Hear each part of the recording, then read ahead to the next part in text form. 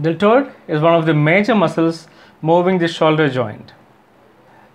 The deltoid is having three sets of muscles: anterior fibers, posterior fibers, and lateral fibers. The lateral fibers is the most important.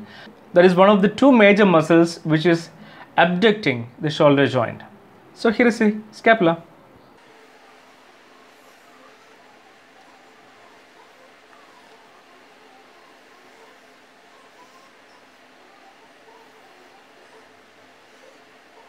So here is the scapula. That's the lateral 1/3 of the clavicle. This is the shaft of the deltoid, and I'm just showing the deltoid tuberosity on it. That's a schematic representation. The anterior fibers of deltoid is arising from the anterior border of the lateral 1/3 of the clavicle. The lateral fibers arising from the lateral border of the acromion process of the scapula. The posterior fibers are arising from the lower lip of the crest of the spine of the scapula. So these fibers, they converge, the anterior fibers,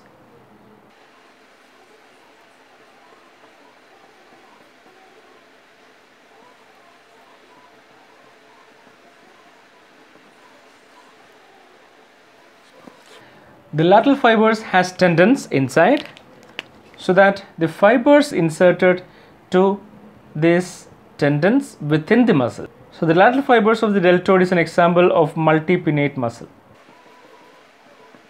That is lateral fibers, and the posterior fibers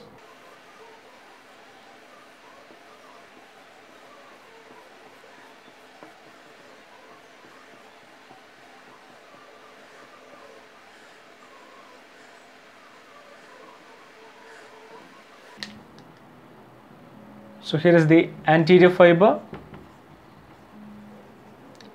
that is the lateral fibers, that is the posterior fibers.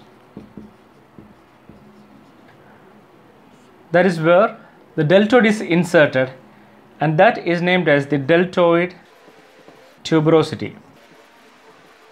That is on the middle part of the shaft of the humerus. Actually, these three sets of fibers of the deltoid are acting very differently. The anterior fibers is helping for the flexion of the shoulder joint, the posterior fibers extension of the shoulder joint, and the lateral fibers helps in abduction of the shoulder joint. So here is the origin: anterior border of lateral 1/3 of the clavicle. Anterior fibers, lateral border of the acromion process.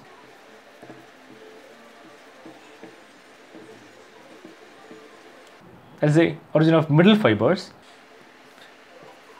inferior lip of crest of spine of scapula. These are the three origins of the deltoid muscle, and the deltoid tuberosity is the insertion. Nerve supply is by the axillary nerve. That is one of the two largest branches arising from the posterior cord of the brachial plexus. That axillary nerve supplies the deltoid muscle. When you consider the applied aspect of the deltoid, this is one of the muscles chosen for intramuscular injection because there is a comparatively bulky muscle when compared with the other muscles of the upper limb. And the second is injury to the axillary nerve could lead to the paralysis of this deltoid muscle. The two major reasons the axillary nerve can get injured are: one is inferior dislocation of shoulder joint, because the axillary nerve is related inferior to the shoulder joint. Inferior dislocation of shoulder joint could damage the axillary nerve.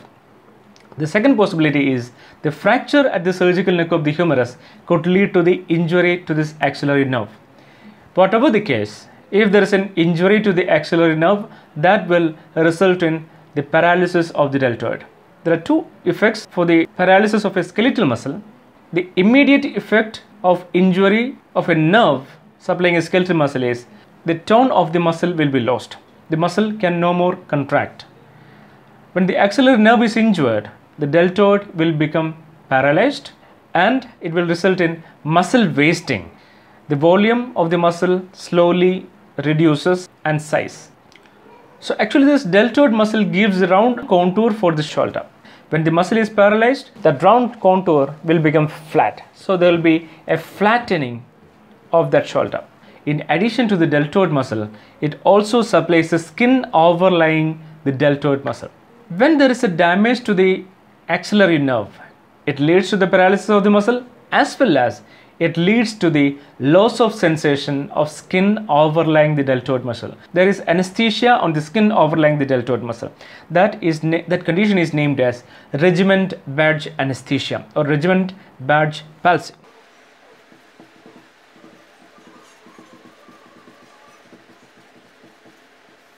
That nerve supplying the skin over the deltoid is named as the upper lateral cutaneous nerve of the arm. There is a cutaneous branch of the axillary nerve that also get involved, leading to the loss of sensation.